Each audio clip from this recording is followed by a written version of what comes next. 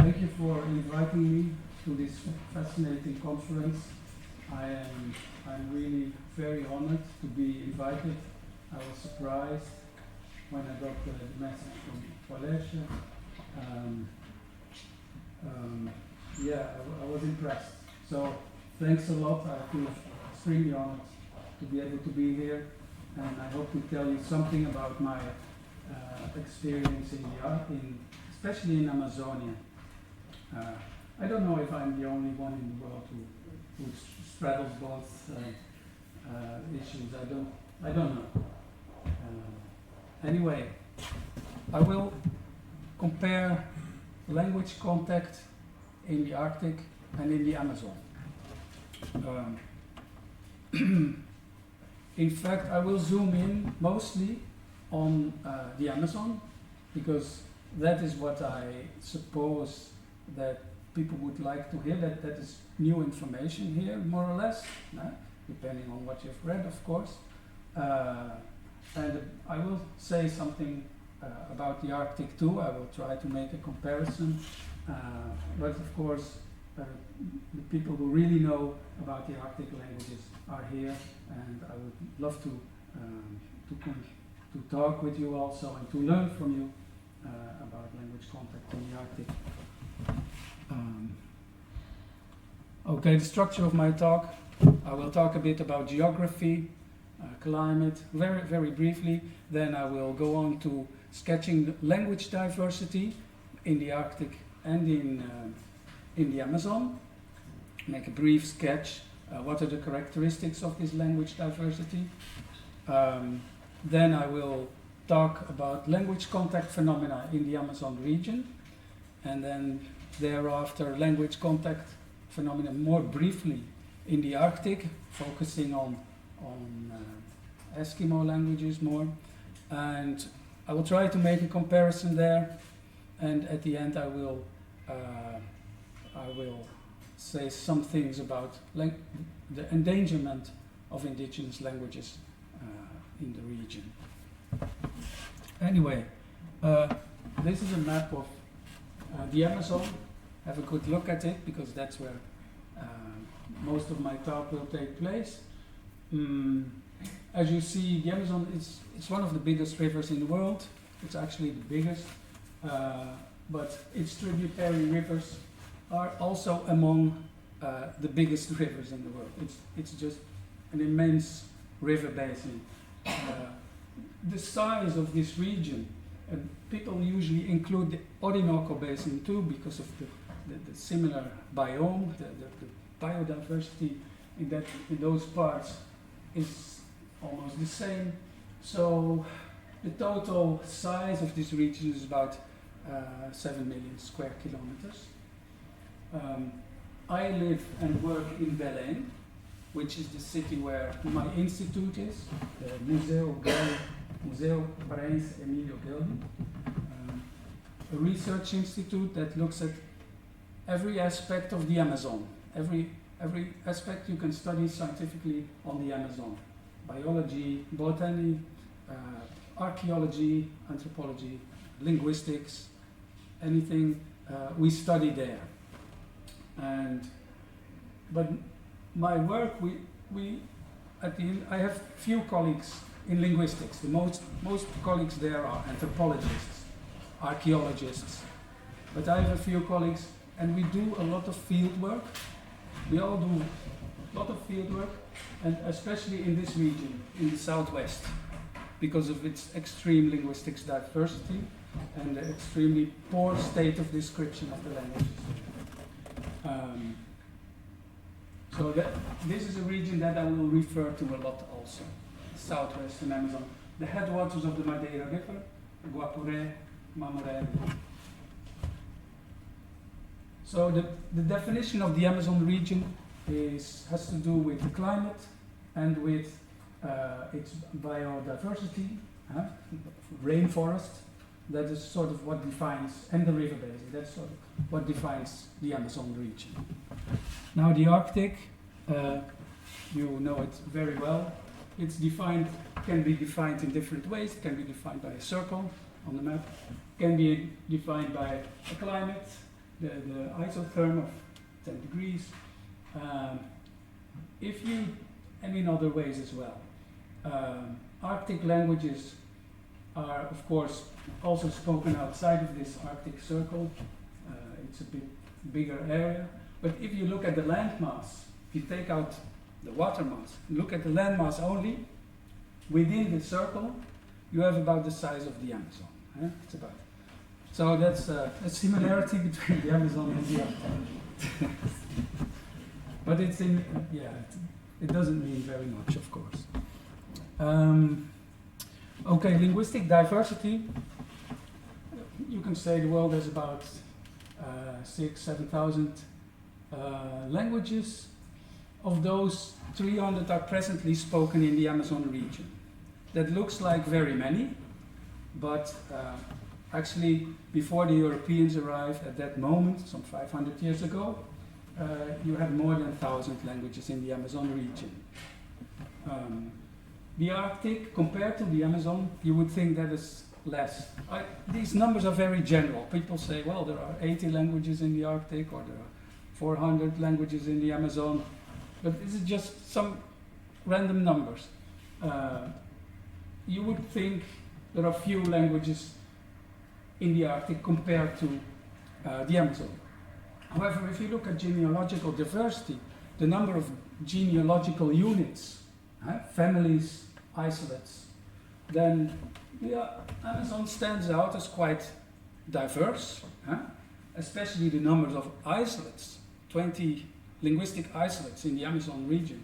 It's a huge number, it's impressive. And, but the Arctic is very diverse too. If you multiply this by 5, the number of languages by 5, you get more or less to the number of Amazonian languages. If you multiply the number of families by 5, you get to many more than what you have in the Amazon. So, proportionally speaking, linguistic diversity in the Arctic is not low. It's quite big, in terms of number of languages. Right? And so I thought that looking at these numbers, I thought that was interesting. And also, more or less 5 linguistic isolates in the Arctic. That's not few. That is not few. All right. Just to get a map with linguistic diversity in the Arctic region. This is the number of languages. The colors show the different families. You may be all very, very much familiar with this map. It's from I think the Arctic Council made it, I think. And I pulled it off the internet. Most of the maps here I pulled off the internet. There are some big expansion areas, or spread areas, and then some smaller areas symbolized by families symbolized by different colors. If you look at the Amazon, this is the famous map by the explorer Kurt Nimwendaju. A German guy who started working in Brazil, in the Amazon, with indigenous people around in his early 20s, and he stayed there forever. And the name Nimwendaju, his name originally is Kurt Unkel. Nimwendaju was given to him by the Indians, saying the one who came to live with us, something like that, the one who built his house here. And he's the hero of Amazonian ethnography. During 50 years, he did linguistics, archaeology, anthropology. He visited maybe 100 indigenous peoples. He tried to protect them. He collected lots of information, documented, and he defended the Indians against colonists, against authorities, and he published a lot. And this is his map from the mid-1940s. It's from he made 3 hand-drawn versions. One is at the Smithsonian, one is at the Museo Geldi, where I work, and one was at the Museo Nacional, the National Museum in Rio de Janeiro, which burned down tragically last year. Actually, at the Museo Nacional, they lost all the manuscripts of Nimo and Daju. We're trying to recover what people scanned, what people copied, in order to reconstruct what they lost at the Museo Nacional. Anyway, this map, it looks messy, it's very big, you can't see it very well. These colors, they symbolize different language families. This red one here is the isolates, but I will zoom in just to give you a taste. This is the region I showed you before on the Guapore River, the headwaters of my data. This shows you how diverse and how detailed his beautiful map is. It's still one of the best linguistic maps on the Amazon. It shows you the different kinds of colors, patterns with stripes or little circles, and language names, and also the years where they were first seen or documented by visitors. And so the whole map is like this. This is just a tiny part of the map. Just to give you an idea of language diversity in the Amazon. Okay, where is the diversity mostly concentrated? In the Arctic, it seems to be mostly around the Bering Strait. Their diversity is mostly concentrated. You have most of the variety, you have some isolates, various language families come together there. They sort of converged, geographically speaking, on what Voort called the bottleneck. Maybe it's not his own term, but I read it there. So that's where the languages and peoples apparently converged. In the Amazon, language diversity is also concentrated in a specific region. It has accumulated, especially in the western fringe, as they call it, the western parts of the Amazon and of South America, really. This is, well, you remember the Amazon map. This is a sort of the cutout. It's more the southern parts of the Amazon here. But anyway, the different families, the smaller families, the isolates, are mostly in the west. And then you have some big families that have expanded or have always been in the eastern plains. This blue is the Macro-Ger language family. This yellow is the Tupi family, mainly Tupi Guarani languages. Tupi has several branches. I think, red is Arawak. I will show you some other maps here. Yes, there are four big language families in the Amazon region. Most names will be familiar to you: the Arawak languages, the Carib languages, the Tupi languages, and the Macro-Ger languages. Well, Macro-Ger, it's in the eastern plains, they're mostly concentrated there. Carib is mostly in the north, but there are some stragglers in the south. They went up the Shingo River and headed south. The Arawak language family, it's the most dispersed language family. The Arawak languages are found all over the Amazon, all over South America. They're in the Andean mountains, they're in the Amazonian lowlands, in the rainforest, and they're also in the Caribbean region. And they were spoken even in the southern American state of Florida. You had the Taino people, they're extinct now. So Arawak spread out a lot. It's an immense dispersion of the Arawak people. So you cannot really locate them in one specific region, although it looks Western. And the Tupi language family, a very big language family with about 10 branches, subfamilies. Most of these branches are located in Rondonia, on the Guapore River in the southwestern Amazon. So that is probably the homeland of Tupi. At some point, the Tupi Guarani languages started migrating in search of some kind of promised land. They had this cultural ideology of promised land, and they migrated a lot, so they're all over South America or all over the Amazon, but it's mainly the same subfamily. The diversity of Tupi is concentrated in the southwestern Amazon. So these are the big families that everyone studies. If you look at the smaller language families, they're all concentrated in the west. Nambikwara languages, Chapakura, Pano, Tucano, Yanomami, it's all in the western fringe.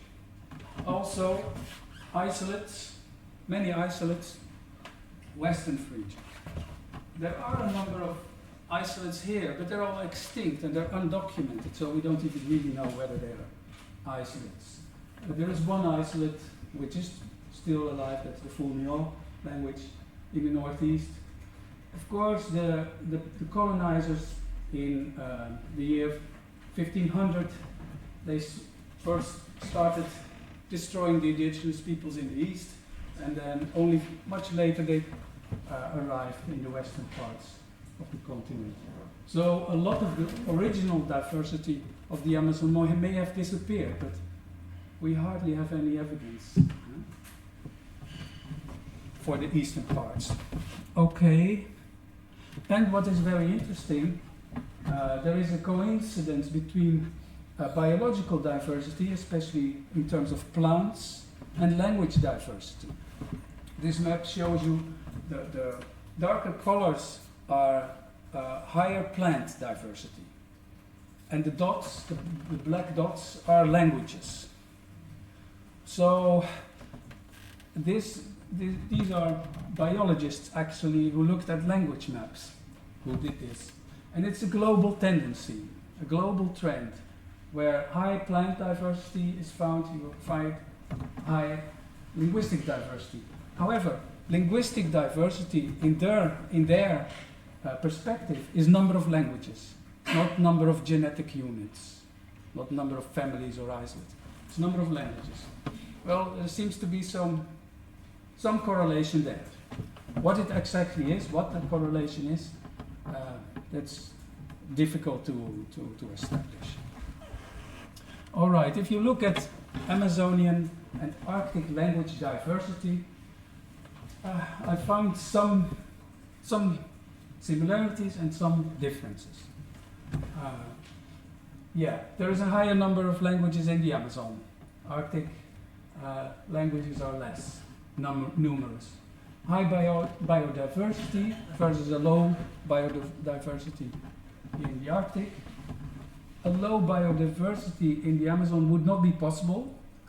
Monocultures in the Amazon, because of the climate, they suffer immediately from plagues, from vermin. The ecosystem is not able to exist in Amazonian. There's no, how do you call it, monocultural ecosystem in Amazonia. That's not possible. But in the Arctic, that's what's possible. Human genetics. There has been some very interesting advancing in human genetics in the research of Arctic languages. In the Amazon, there's no work, almost no work is being done in human genetics, because it's politically very sensitive.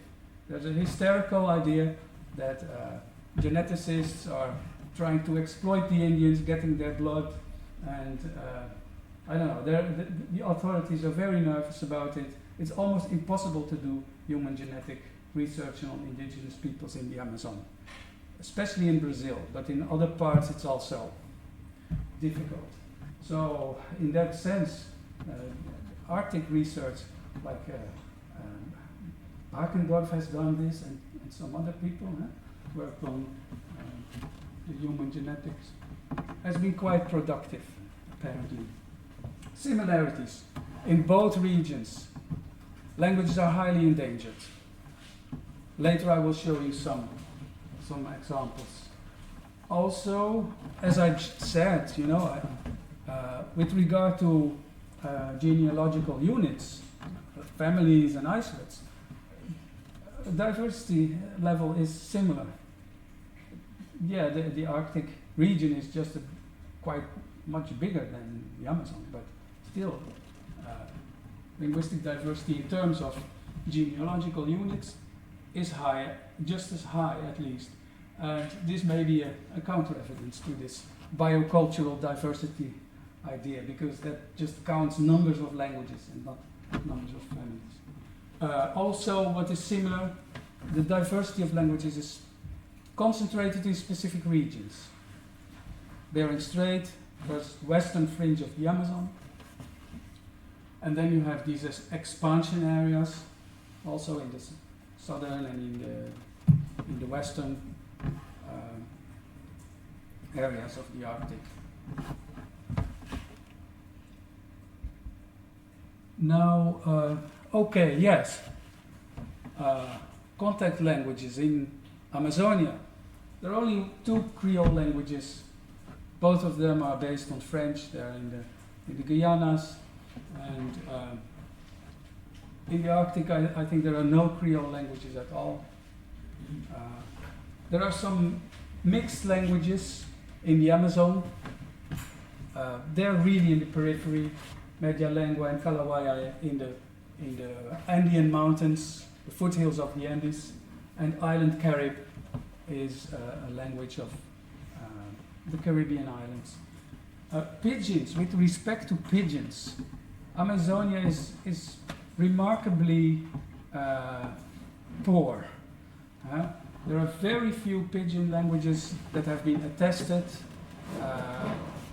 like the Nambiquara telegraph line Pigeon. These are, each one of these is an interesting, fascinating story, but you have almost no data about the languages. There are indirect reports and maybe some words, but practically no data, except for the Yucca trio pigeon in the Guyanas. So, number of pigeons, very, very low. With regard to lingua franca, you have the big lingua geral, Yengatu it's called. It's originally a Tupi language, Tupinamba. The Jesuits used it in order to convert the Indians, and the Jesuits, they standardized it, they developed an orthography in the 1600s, 1700s, and it became the lingua franca of the Amazon. Chiquitano is also one of those post-colonial lingua franca, and it was used by the Spanish Jesuits in Bolivia.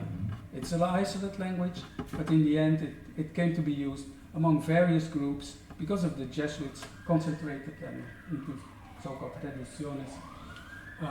Native lingua francas in the Tucano languages. There is a Tucano language that is still in use as a lingua franca in the northwest, and Makurab, it's a language of the southwest, which in a specific region used to be a lingua franca, but now Portuguese has taken over. And that's a pattern you see all over the Amazon. Portuguese and Spanish are the lingua franca of... You have multilingual regions, specific multilingual regions. Small-scale multilingualism is an issue that, for example, Friederike Lübke of the SOAS in London has studied multilingual regions in Africa, that did some fascinating work. And there are some of these regions also in South America, in the Amazon region. I listed them here. I've not enough time to go deeply. Each one of these is a long, interesting story. But anyway, I have noticed on the program of this conference that there are various people who will present on multilingual regions in the Arctic. I'm looking forward very much to hearing more about those.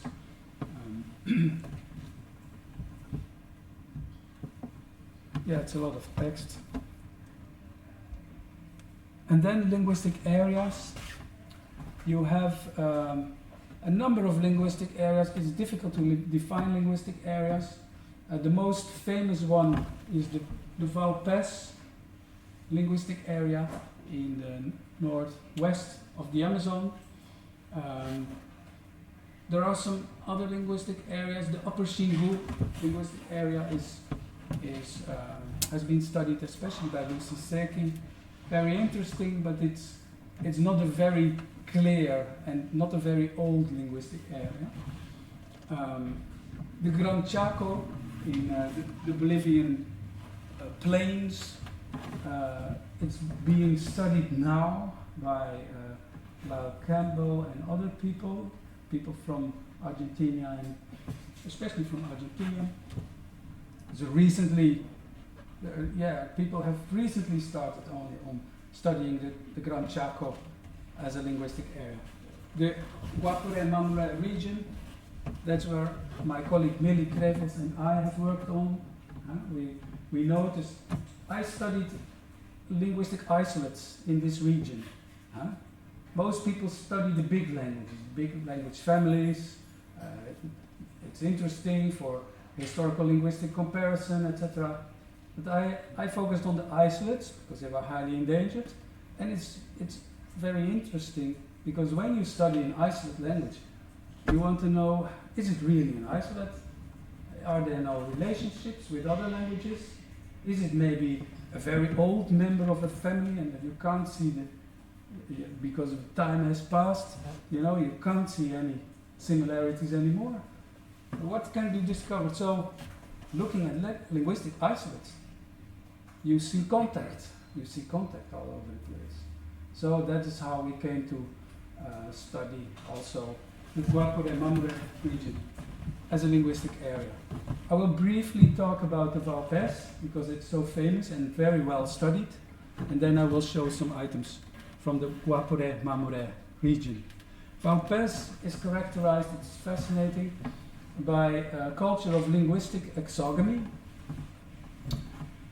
If you marry someone in this area, you have Tucano language, you have Arawak language, you have Nadugup languages, Tapuanokak, and some smaller languages.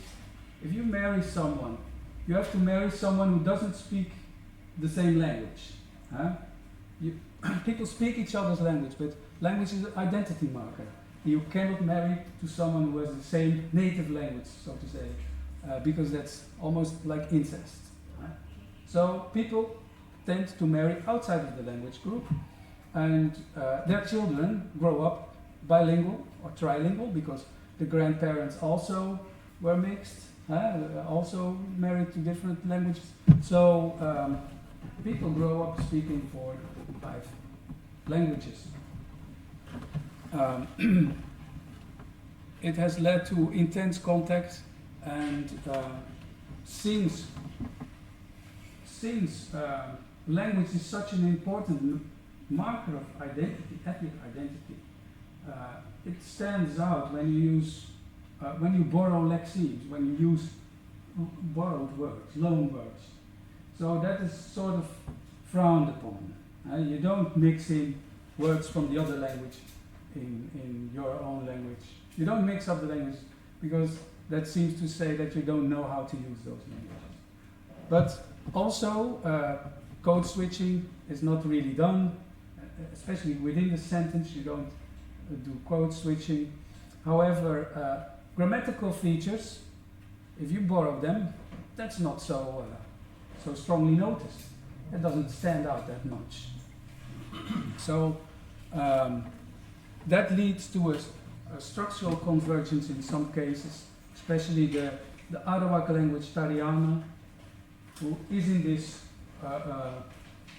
linguistic exogamy tradition, has taken so many Tucano language traits that there are cases of isomorphism, and that the structure is all Tucano, but the lexicon is all is Arawak, and you can prove that because other Arawak languages outside of this region don't have this. They don't have these Tucano-like grammatical structures. It's a fascinating region. People who have written much about it is Sascha Eichenwald, Betty Epps, The first one to write about this was Sorensen, Arthur Sorensen, his famous article from 1967. A researcher called Jackson has worked on it. Christine Stenzel nowadays also working on Tucano languages there. So a lot of work has been done on this area. It's one of the most famous linguistic areas of South America. Now, the Guapore linguistic area, Guapore Mamore. Oh, it got all messed up. Anyway, its diversity is very high. Guapore Mamore is about the size of Germany. 51 languages, belonging to 7 different families or stocks. Some of these families are in the region only, like Namiquara or Chapacura. It's probably the homeland of the Tupi language family, the big Tupi language family. And then there are 11 islets in this region. I often claim this Mamure Guapore region is the linguistically most diverse region of the world. I'm not really sure of it, because there are other parts of the world that we don't know really enough of, like New Guinea. But it's extremely diverse. It's one of the most diverse regions of the world. And the languages spoken there are very endangered. 1/3 of the languages, or a quarter of the languages, have less than 10 speakers. Half of the languages have less than 100 speakers. So it's quite dramatic situation in that region. Oh yeah, this is a map. The numbers refer to the languages, specific languages. Too many to put all the names on the screen. Why is there all this diversity in that particular region?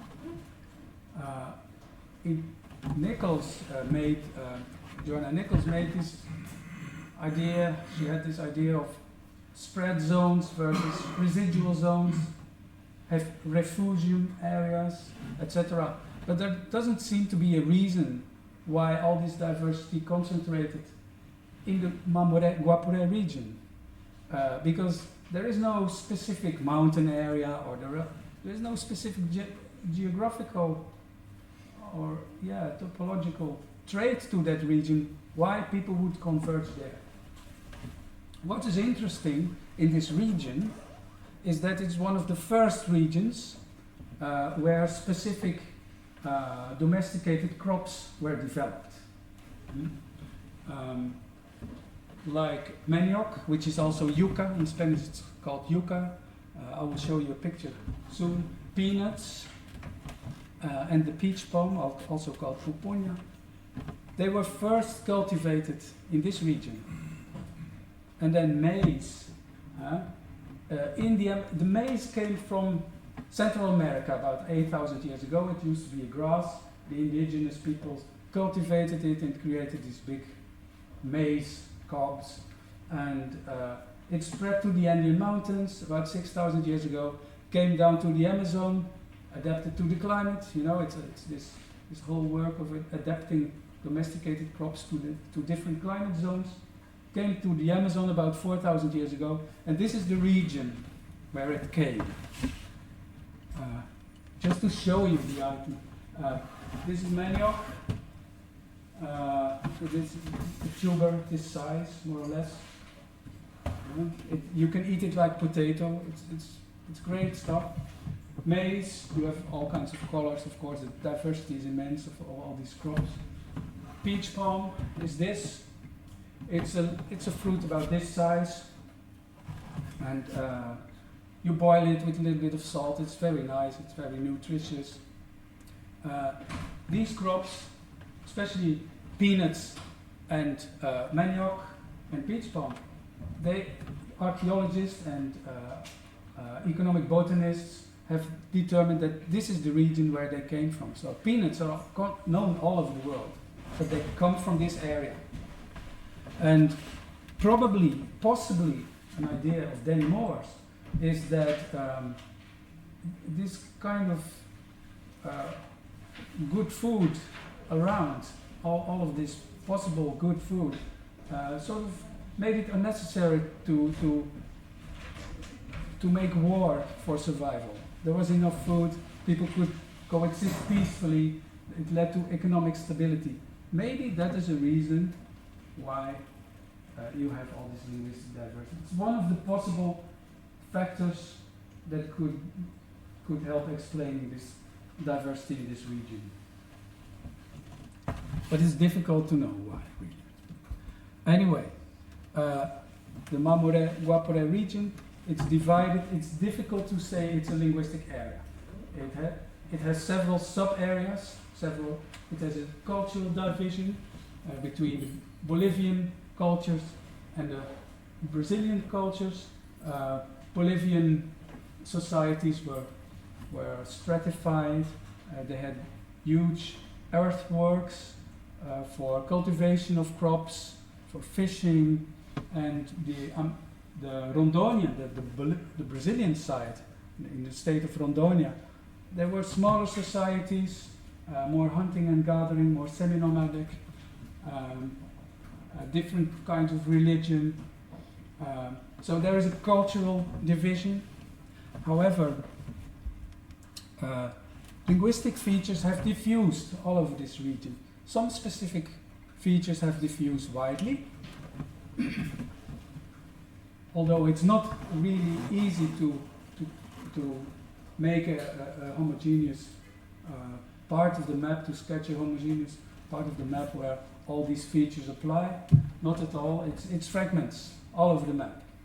And then some features are found only on the Rondonian side, on the Brazilian side of the Guaporé River, especially classifiers and some few lexical items. But other features like nasal harmony, very complex verbal morphology, lots of prefixes, inclusive, exclusive distinction in first person plural, different kinds of we. Those are found especially in this area.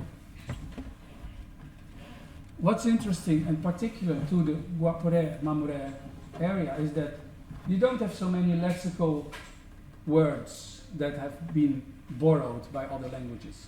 It's not, lexical items haven't spread very much, but grammatical structures and some grammatical morphemes, like these classifiers,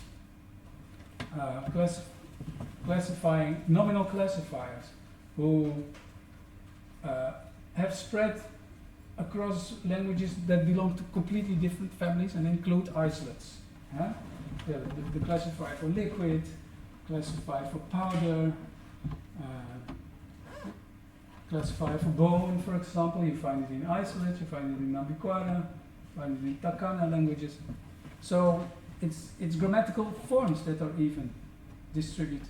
You have a similar situation in one of the northwestern linguistic areas, but not in the Valpes, not in the famous linguistic exogamous region. You don't have this kind of spread of morphemes, or very rare. Just to illustrate one of the constructions that has spread in the Guaporé-Mamoré region, I call it a dummy root construction. The dummy root is it's a noun-formative root. If you classifiers are bound morphemes, but if you attach them to an empty prefix, it's not a prefix. I call it a root, similar to the Eskimo dummy root P, which can be used to create an independent lexeme out of verbal derivational morphemes. You find it in Bolivian and in Brazilian languages of this region. You find it in isolates, find it in Nambiquaran language, in Takana languages, Arawakan. And there is one trait that's also fascinating, which is grammaticalized quotation, which seems to have spread in this region as well. In Kwaza, a language isolate that I studied, you can quote speech by direct quotation, and every quotation has a person marker and a mood marker. Hmm? And then you attach another layer of personal mood markers, and that's the quotation. And this kind of quotation is used also not just to quote speech, but also to express intentions, purpose, desideratives. So it has a wider, quotation expresses more than just quoting speech in these languages. And this construction here in Quasa, are we still going for a walk? Literally, do you still say, let's walk? Do you still, let's walk? That's the way to say, are we still going for a walk? In Aikana and other isolate of this region, you don't quote speech like this. You don't do that. However, there is a future tense construction. It's an obligatory construction to express future tense. You cannot interpret the future without referring to a quotative, without analyzing it as if it were quotative. So, in the future tense, you people will take a bath. But what you are literally saying is, you people, we will take a bath. You people say, we will take a bath. He is going to take a bath. I will take a bath. That's how this construction works. I think it has spread between various languages, also the famous Wari language, the Chapakura language, studied by Dan Everett some time ago, has this kind of construction. And it spread even to Portuguese. In Portuguese, normal Portuguese, if you say the men are going to hunt, you have to say os homens vão caçar. Vão is the verb, it has to agree with the subject. Os homens vão caçar. However, second language speakers of Portuguese with an Aikana native language, they may say things like os homens vamos caçar. The men, we will hunt. If you look at Aikana proper, and that's exactly what they're saying. The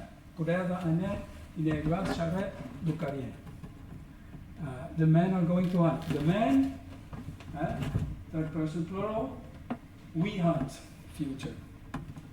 So this is a case of how a very abstract, very specific abstract grammatical structure can be just transferred to another language that is typologically completely different from completely different family.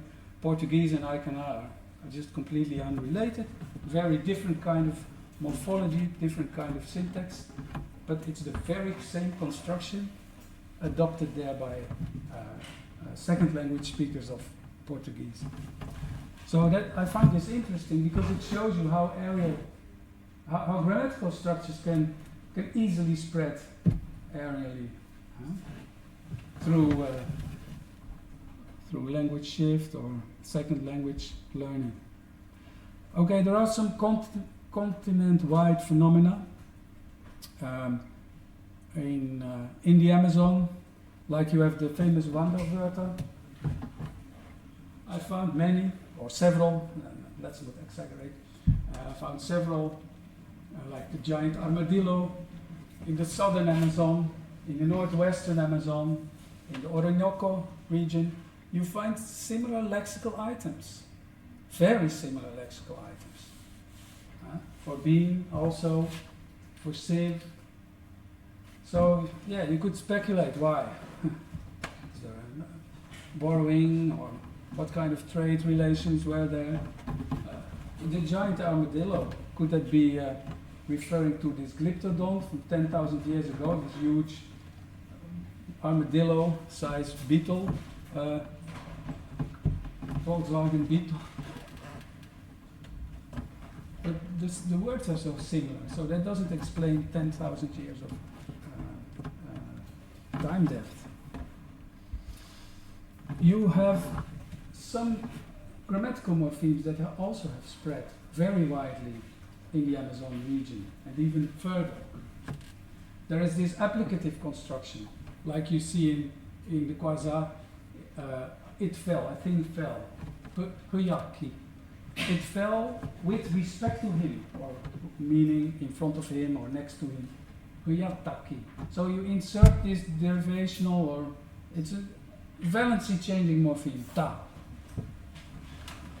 Chibilu, a Kawapana language from Peru, same element, does the same thing.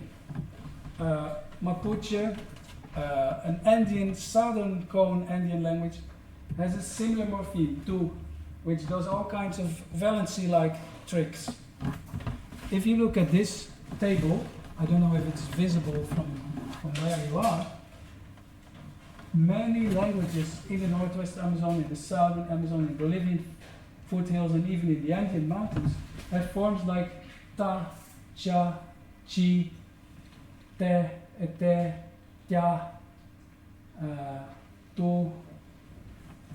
Similar forms for applicative and causative expressions, morphologically expressed valency changing morphemes.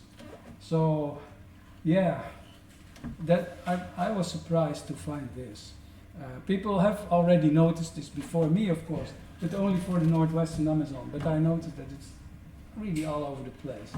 One can only speculate how this came about. Anyway, it is often said that the Amazon region could be a linguistic area itself, a big linguistic area, a macro area. It's not really the case if you look at the details. If you look at the details of linguistic structures of South America, you see that there is rather a split between Eastern South America and Western South America in terms of areal diffusion of grammatical features. And work by Muisken, by Birchow, Krasnikova, Michael from Berkeley, confirm this. Certain linguistic traits are more concentrated in the West, other linguistic traits more concentrated in the East. It's not Amazonia versus the Andean mountains. It's more East versus West. All right, language contact in the Arctic. Now let's go to a different region again. With regard to contact-induced languages, in the Arctic there are many Pigeon languages, or there used to be at least many Pigeon languages, and I will talk about those. There are some mixed languages, like Miednia Aleut, Michiv in North America. There are some linguistic areas. Campbell lists many. Some are disputed, just like in the Amazon. There is this idea of the linguistic mesh proposed by Mike Fortescue, which it's a sort of solution to a problem that cannot be resolved, but it's very useful. I think it's useful. And you have multilingual regions, and I will say something about pigeons, but for the multilingual regions and the linguistic areas, I'd be very interested to hear more from you people in your presentations at this conference. You can probably teach me more about it than I can teach you. Very probably. Okay, yes. What about Wanderwörter? Do they exist in the Arctic? Similar that we have seen in the Amazon? Are there words that have spread all over the place? That would be interesting if anyone has an idea. Anyway, pigeons. This is an article from 96, listing here some 35 pigeons. Several are not used anymore. It's all over the Arctic. And I personally looked at Eskimo pigeons, Eskimo-based pigeons. I contrasted.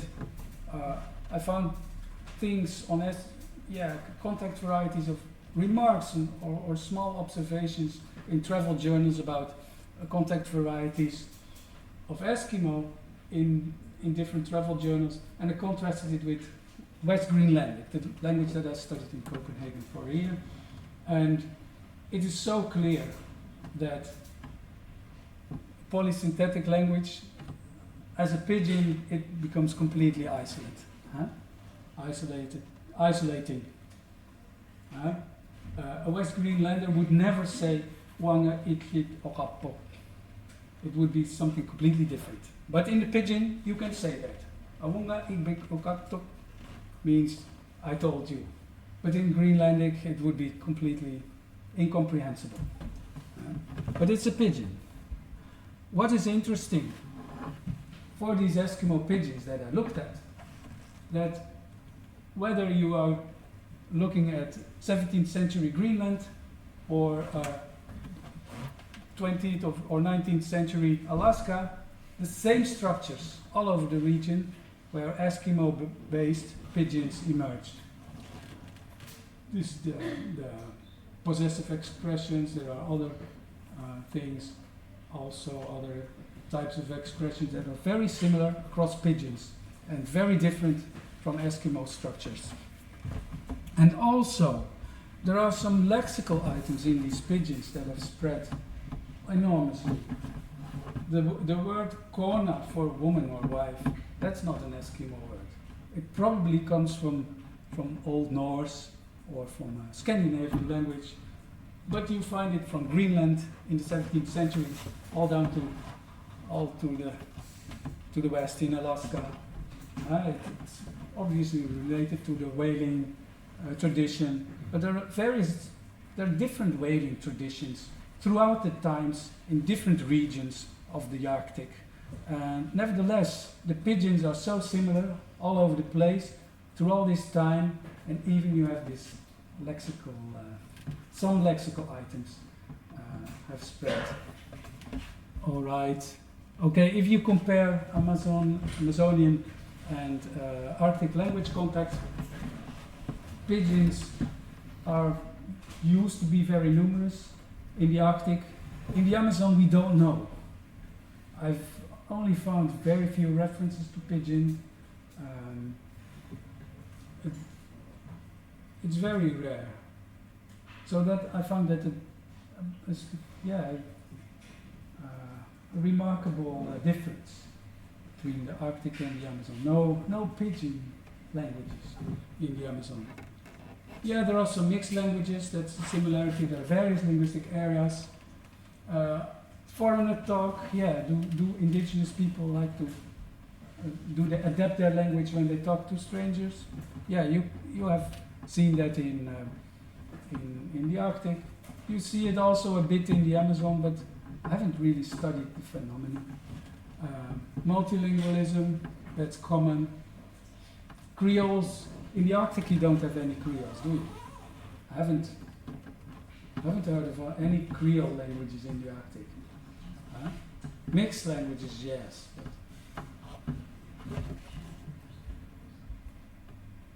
Linguistic areas, there are some similarities. There are some cases of phonological convergence attested by several people, both in the Amazon and in the Arctic. What is interesting, the remarks on Evenki as a vector of diffusion in Siberia. The Arawak languages have a similar function in the Amazon. Remember, they are spread out all over the place, and they adopt features from the local languages. And apparently, Evenki also has this trait. And then there are other possible comparisons to be made according to specific aspects of linguistic areas across these two regions. Multilingual regions. Yeah, what is also interesting, you had this unidirectional multilingualisms, like the Chukchi and the Athabascan peoples. They don't learn the language of other peoples. Other peoples learn their languages. You have the same phenomena in the Tucano and Arawak languages. The Tucano and Arawak speakers in the Valpes region are people who live on the river. And there are other people who live in the forest. They are hunters and gatherers and they hunt meat. People who live in the river, they do fishing and farming. And the river people don't learn the forest people's languages. But the forest peoples, they learn the river people's language. There's a prestige difference. And apparently you have that in Chukchi speaking area also. All right. The term language mesh. Fortescue proposed that for the Paleo-Siberian languages.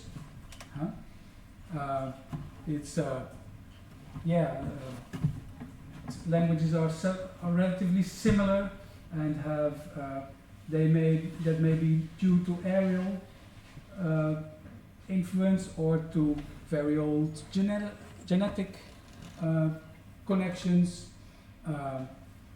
There is a proposal that the Tupi-Carib-Macrogé languages of the Amazon are originally a family, a very old macro family. But there is no real evidence for it.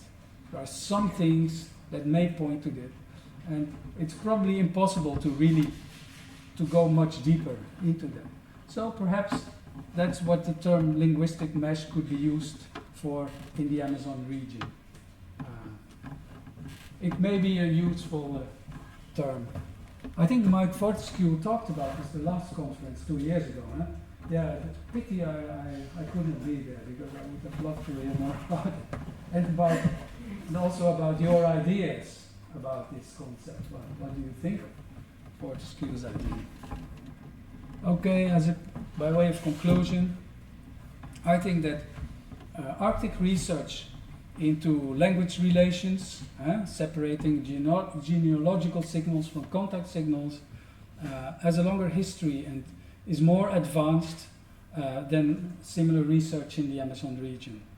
I think in the Amazon it may be more difficult because of the extreme diversity of languages.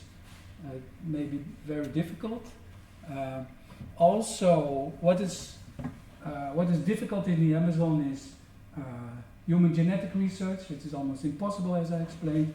Also, archaeology is relatively in its infancy, still in the Amazon region. The climate, of course, does not allow for preservation of much organic material. It all rots away very soon.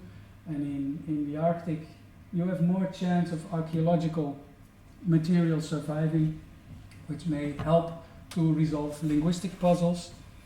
You have this Amazonian tradition of looking only at the big families, Tupi, Arawak, and then not going really far enough into the study of the smaller language family. But we're starting now. We're getting there in the end. So the first steps in the deep Amazonian interior are still relatively recent with respect to language studies. Also, I was thinking the Amazonian societies, what also contributed to the extinction of many languages was the exogenous diseases. You know, the first Europeans, they brought the flu, influenza, but to the Indians this had the effect of the plague, the bubonic plague. And small innocent diseases for Europeans can be disastrous for the indigenous peoples of the Americas originally. I don't know how that worked in the Arctic. The same, huh? Yeah. Okay, so that's not a difference. There's not an excuse for not knowing enough about Amazonian languages. Colonialism and slavery, you had that here also.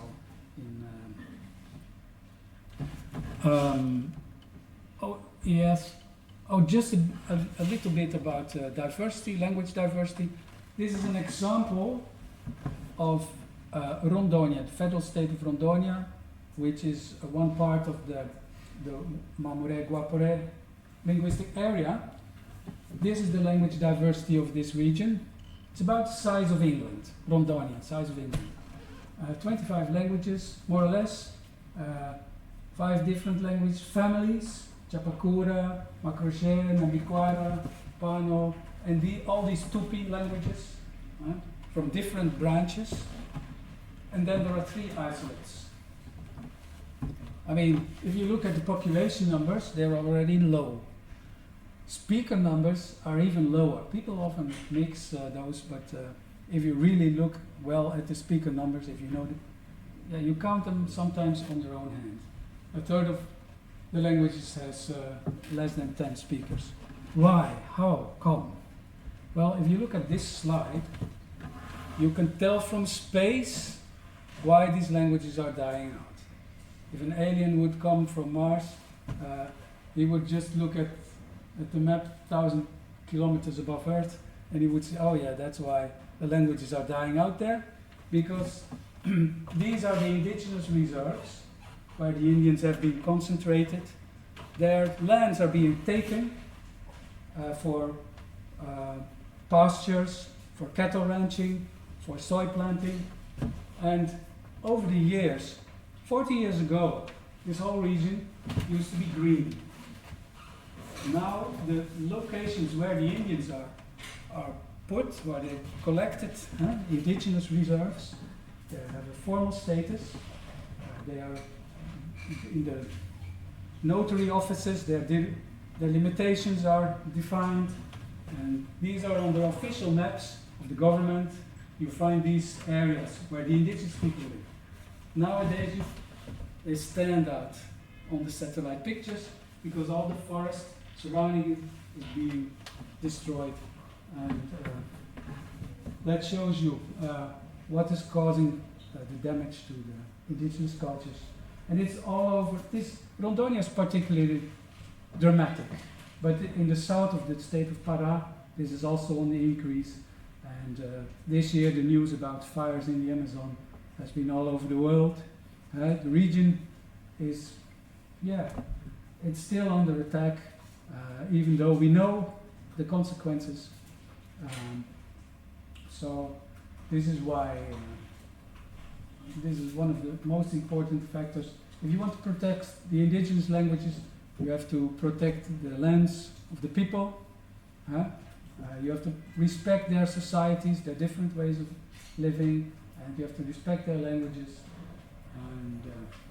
And you have to respect their environment.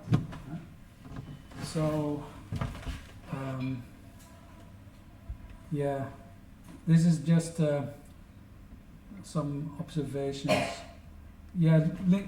Centers of linguistics that study indigenous languages of the Amazon, Museu Geldi, and then here are some centers other centers in Brazil where you can study Amazonian languages.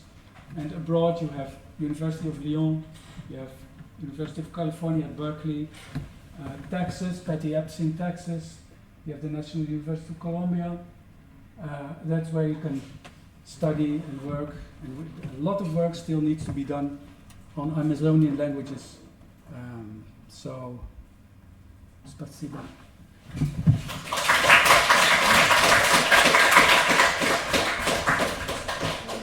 Thanks so much, Hein, for a very rich presentation.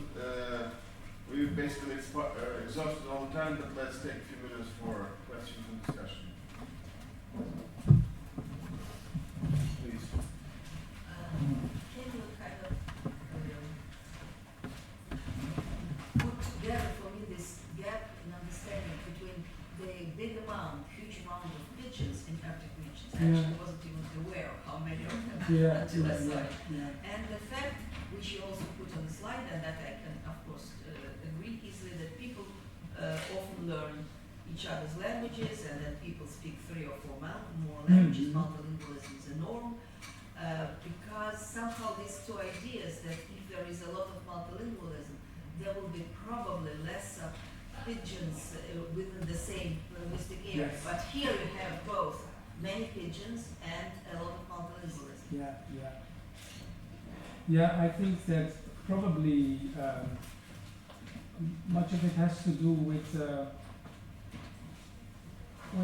colonial contacts, contacts with the whaling crews, with the fur hunters, I think it was many of these pigeons were European native, No. but some are indeed native pigeons. Maybe what I could think of is that people are not inclined. Some people like the Chukchi would not want to learn other people's language, or but perhaps a pigeon would do. Yeah. In this case, yes. Or what you have seen also among the Inuit, they did not want the Europeans to learn their language. No, that's our language. They don't have to learn. We talk Pigeon to them. So maybe the sociological explanations like this. I think it's interesting. Yeah. Hard to reconcile. Yes, definitely. Because now you have English all over the place and Russian, so you don't need pigeons anymore. Like these languages, multilingualism wipes out pigeons, gets rid of the pigeons.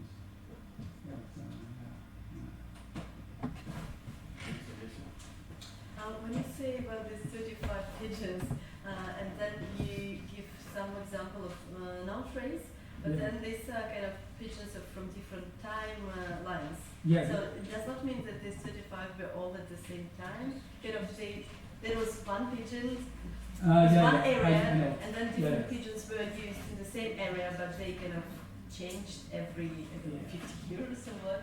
So like, could you comment? All these 35 pigeons, they're not Eskimo-based pigeons. They're pigeon language from all over the Arctic. So that's not the same. But there are some Eskimo-based pigeons. Some are really have been stable pigeons, and they were stable both in Greenland and in North Alaska, the Herschel Island trade jargon. And also in the interior, probably there were stable pigeons, but the data are very, very sparse. And then on the Bering, on the Siberian side of the Bering Strait, you had these pigeons as well. Maybe Rose worked on this. They show similar traits, and I think it has to do both with the typological makeup of Eskimo, why they are so similar, but also between the similar, I think that Eskimo was the constant factor in these pigeons. And then the other input languages could be German, English, Hawaiian Pigeon, Portuguese Pigeon elements. So the input was so diverse, the external input. The constant factor was the Eskimo language. And there was of course a reason for that. When the Europeans went to the Arctic, they didn't know how to survive there, because the Inuit who knew to survive there. So they depended a lot on the Inuit. That has changed now, technology and so on. But in the early days, Europeans, they died in the Arctic because they refused to eat whale meat, for example, or they didn't dress properly. So that made that the Eskimo factor, the Inuit factor, was so important in these pigeons. And I think that could be part of an explanation.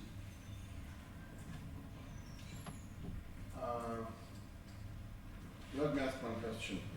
I heard before about this linguistic exogamy thing in the lower desert area, but I was never exactly clear how it can be implemented. Like in a couple of generations, you have speakers of all languages in your family, and you run out of languages to take your partner from. How does this practically work? I think that language and ethnic identity are linked in such a way that you learn mama language and papa language, but your linguistic identity is papa, depending on the kind of society. Could be mama. So your partner can be say your mama language, Yes. and then it's all right. I suppose so. No.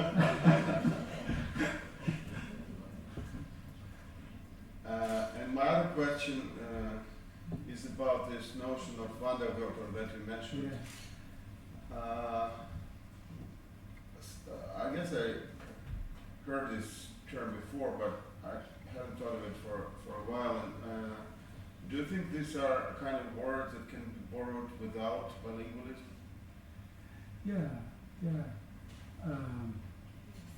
Yes, I think so. Certain items on the list, like beans or sieve, they are cultural items that can spread with the words are spreading together with the cultural items. I think that's the way these things spread. I mean, borrowing a word, even for the Valpes region, you can borrow words if they are new items, they're new things. But words that are clearly from another language, you wouldn't easily borrow those. I think the words and the spread of things and the spread of words, I think those are related. But I think it's remarkable that these words are so similar all over the place. No? And I think that Patty Epps did something about Wonderwörter. I think the hypothesis was that some words are, they go out of control and they spread easily, like there is no limit anymore at some point.